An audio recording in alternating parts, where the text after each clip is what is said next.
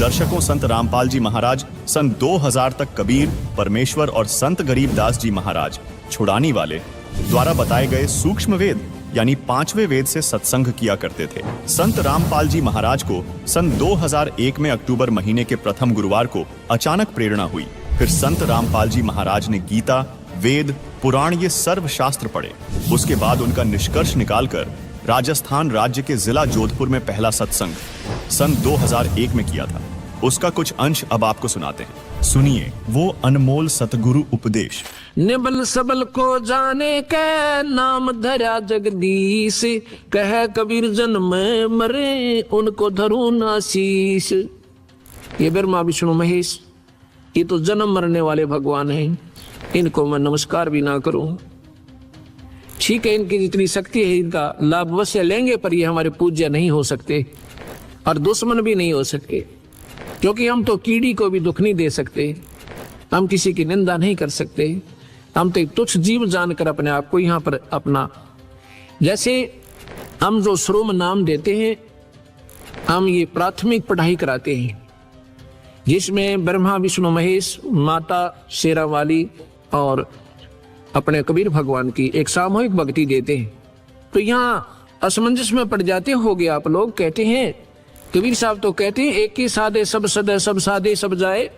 तो एक ही साधना तो नहीं बनी, 5-6 दे दिया आपने तो मंत्र हमें। यहाँ आपने सोचना होगा थोड़ा, जैसे ज्यों पति भरता पति से राती आन पुरुष नहीं भावे, जैसे पति भरता होती है पत्नी, उसमें उस सामूहिक परिवार में जेठ भी होता है, जेठानी भी होती है, देवर भी होता है, देवरानी भी होती है, और अन्य ननंद भी होती है। उनका सबका आदर करती है, उनको प्यार से बोलती है, उनका जितना, जैसे जेठ को पति पिता के समान आदर देती है, देवर को अपने पुत्र के समान या भाई के समान आदर देती है, ननंद छोटी को अपनी पुत्री के समान आदर देती है, और बड़ी को अपनी बहन के समान आदर देती है। लेकिन जो आदर पति को देती है, जो उसका समर्पण पति में है, उनमें नहीं हो सकता, ना देवर में हो सकता, ना जेठ में हो सकता। लेकिन उनके दुश्मन भी नहीं बनना है, फिर वो पति भरता भी नहीं होती जो एक दूसरे से राग द्वेष लड़ाई झगड़ा रखे। तो हम ये 5 जो मंत्र आपको प्राथमिक देते हैं, ये ऐसे है, ये हमारे परिवार है।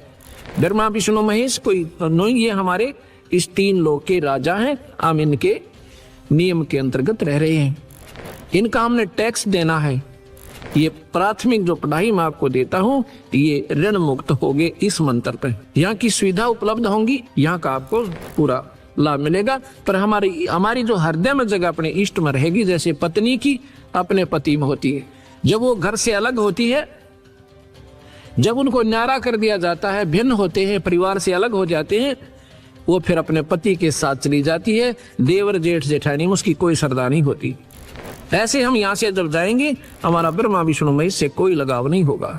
हम अपने कबीर भगवान के चरणों में ही अपने पति रूप में उसके स्वीकार करके जाएंगे। हम उसकी आत्मा है। वैसे तो सारी आत्माएं ब्रह्मा विष्णु महेश भी उसी की है, पर ये काल के सरदार बन गए, इसलिए अड़ सरदार कोई बन जाओ, वही भगवान से दूर। कोई भी प्रभुता पालो, छोटी मोटी, कोई सरपंच बन जा, आश्रम का महंत बन जा, या प्रधानमंत्री मुख्यमंत्री बन जाए, वो भगवान से दूर हो जाता, उसमें मान बढ़ाई आ जाती।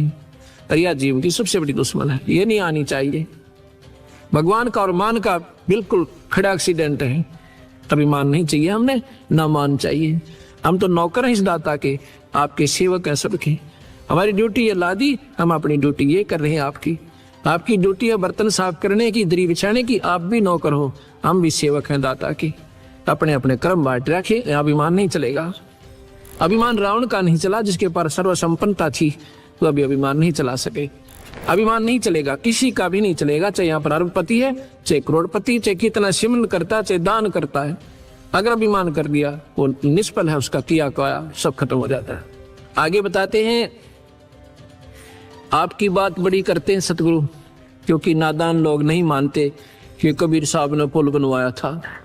आपकी बात बड़ी कर देते हैं। आपने उनको भगवान क्यों माना? क्योंकि उन्होंने पुल बांध दिया समुद्र पे।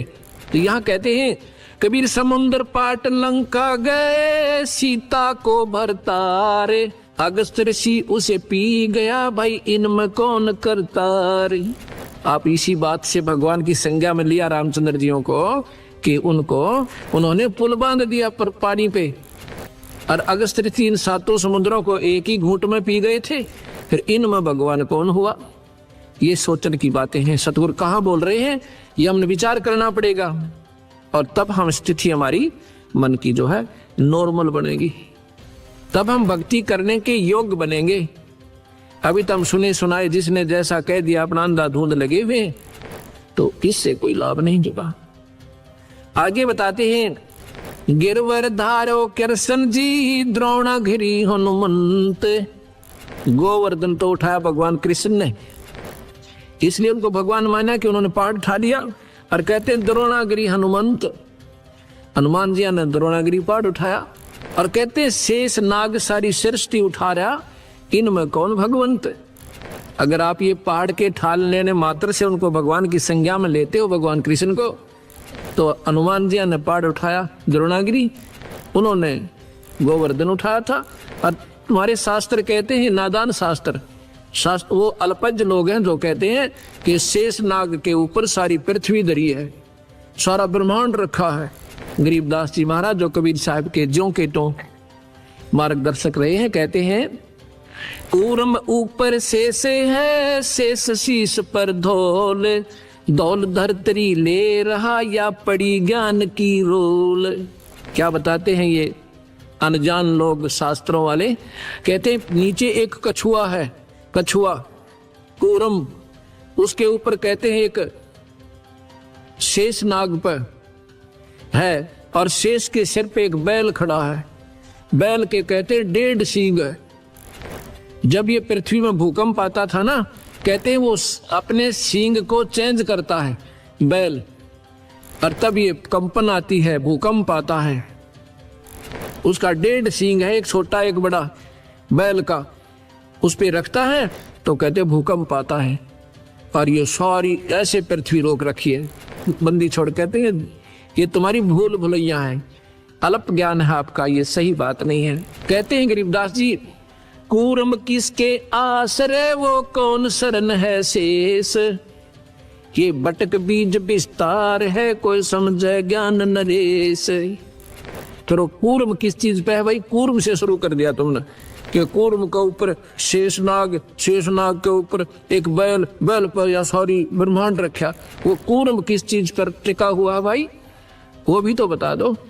अर्थात ये कोई ज्ञान ज्ञान नहीं तुम्हें, ये क्या है। सदगुरु आगे जवाब देते हैं, ये बटक बीज विस्तार है, कोई समझे ज्ञान नरेश, यानी पूर्ण ज्ञानी ही इसका आपको मार्गदर्शन कर सकता है, आपको बता सकता है वो क्या है।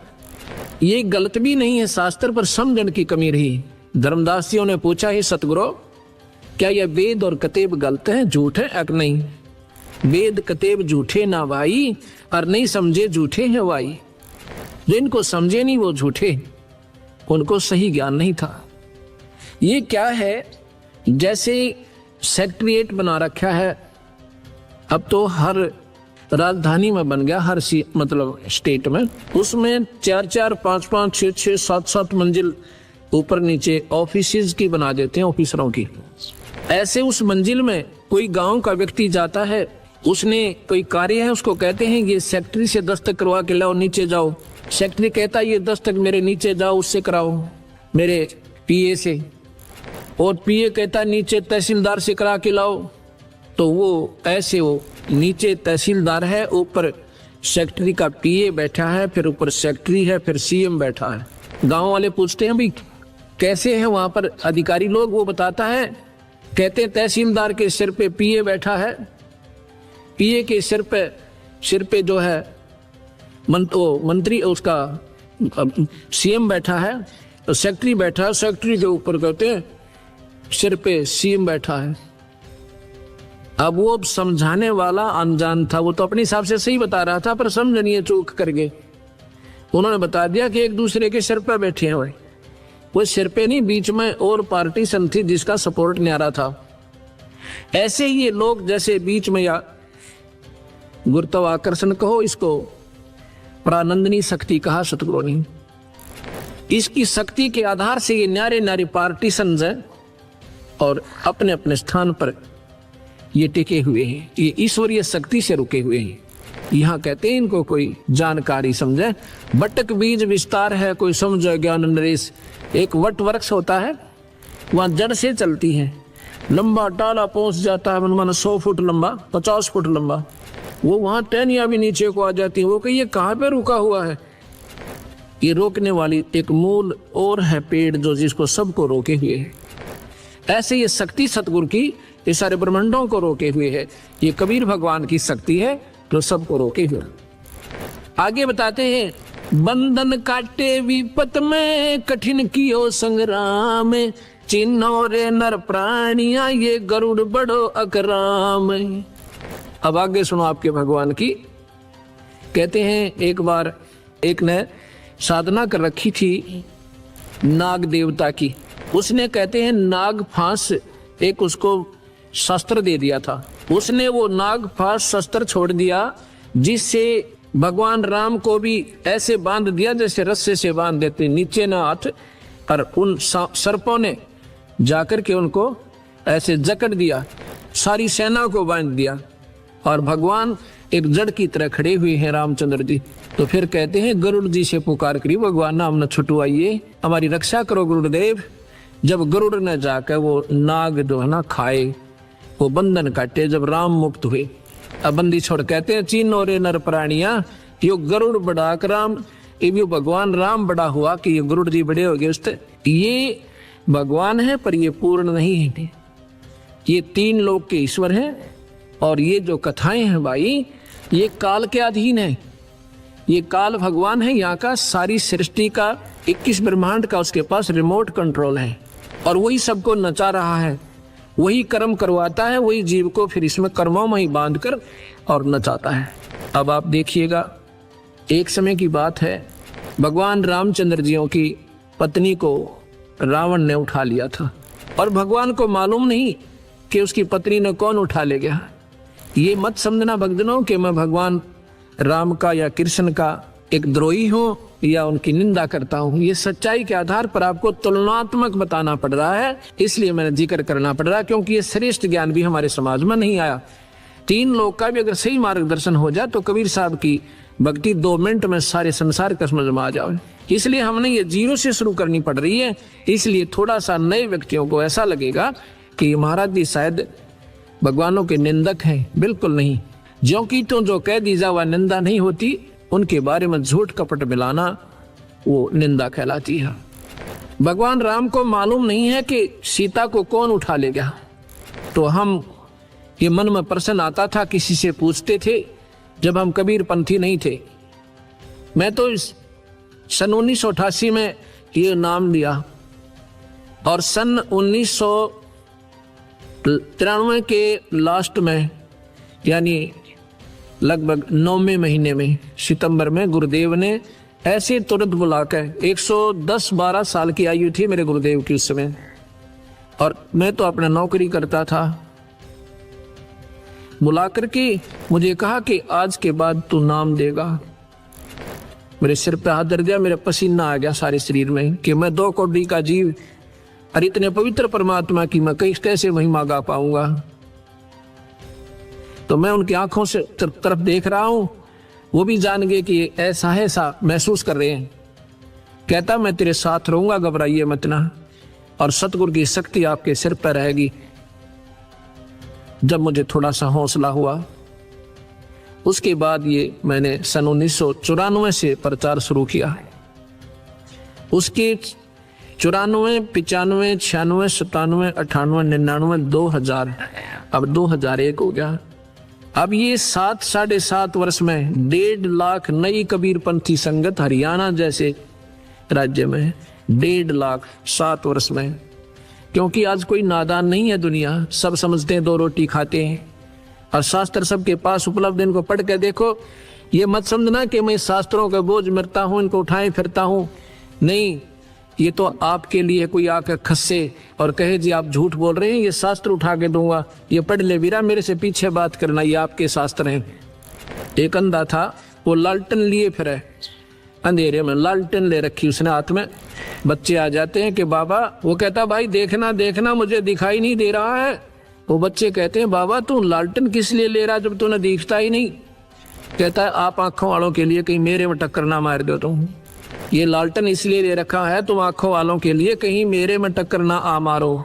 ये लालटेन रखी है मैंने, कोई मेरे से ना खसे, इनको पढ़ो अपनी चांदना हो जाएगा अपने आप ही। तो प्रसंग जो चल रहा था, भगवान राम जो है हाहाकार मचा रहे हैं, पक्षियों से पशुओं से पूछ रहे हैं मेरी सीता देखी, मेरी सीता देखी है। तो हम क्या करते थे, किसी से पूछते थे कि भगवान होकर के ये क्यों रो रहे थे, और क्या उनको मालूम नहीं था कि सीता कहाँ गई। फिर भगवान कैसे, मन में क्या नहीं करते कैसे थे, क्योंकि हम डरते थे कहीं पाप ना लग जाए। लेकिन शंका आती थी तो ऐसे कैसे, क्या भगवान को तो मालूम तो होगा। तो जो हमारा मार्गदर्शक होता था वो कहता नहीं वो तो लीला कर रहे थे, यहां लाकर छोड़ देते थे, वो तो लीला कर रहे थे। हम स्वीकार कर लेते थे कि लीला कर रहे थे, किस लिए कि 33 करोड़ देवता रावण ने बंद कर रखे थे अपनी कैद में।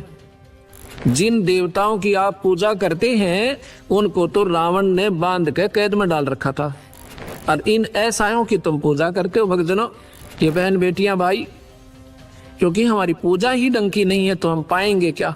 नास्तिक होता जा रहा समाज, भगवान का गुण मिलता नहीं क्योंकि हमारी वे ऑफ वर्शिप ठीक नहीं है, हमारी पूजा की विधि ठीक नहीं है। अब अब सतगुरु के ज्ञान की रोशनी में अब हमें दिखाई देने लगा सही कि वो लीला नहीं कर रहे थे, उनको ज्ञान ही नहीं था। लीला किस लिए करते थे कि 33 करोड़ देवता उसने छुटवाने थे भगवान ने। ये तो मान लेते भी लीला कर दी, सीता उठा ली, माता को उठाया, फिर लीला की आवश्यकता कहाँ रहेगी। बहाना बन गया था, जाते गर्दन दबोच देता जा करके। अगर बहाना ही बनाना था तो इतना बहुत था। फिर सीता कौन है, जैसे किसी की भैंस गुम हो जा या बकरी गुम हो जा, उसको ढूंढने कोई पूर्व दिशा में, कोई उत्तर दिशा में, कोई दक्षिण दिशा में, और किसी ने पा जा, कोई मुझे वहां मिल गई। ऐसे हीट एंड ट्रायल मेथड से सीता ढूंढी गई। हनुमान जी छलांग लगा के समुद्र पार कर गए, वहां सीता को ढूंढा और खोज के जब राम जी को बताया। ये लीला नहीं थी, ये तो मजबूरी थी, उन्हें ज्ञान ही नहीं था। इतना समय नहीं लगाते लीला में, पत्नी को तो और उठा ले जा, वहां लीला करता रहे पीछे से भगवान या कोई भी पति।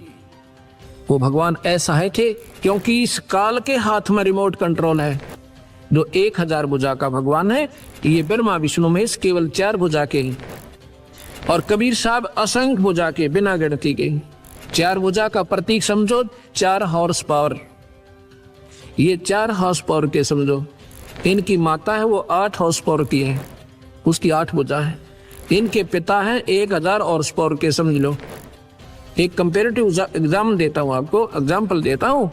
और कबीर साहब पावर हाउस समझो, वो थर्मल प्लांट जहाँ से बिजली मैन्युफैक्चर होती है, बनती है। असंख्य भुजा है उस मालिक के, जहाँ से सारी शक्तियाँ बाहर आती है। दर्शकों, संत रामपाल जी महाराज के इस अनमोल उपदेश के अंश मात्र से हिंदू धर्म में श्रेष्ठ माने जाने वाले देवताओं की सामर्थ्य शक्ति की जानकारी प्राप्त हुई कि ये कितने समर्थ है, जबकि कबीर परमेश्वर सर्वशक्तिमान है।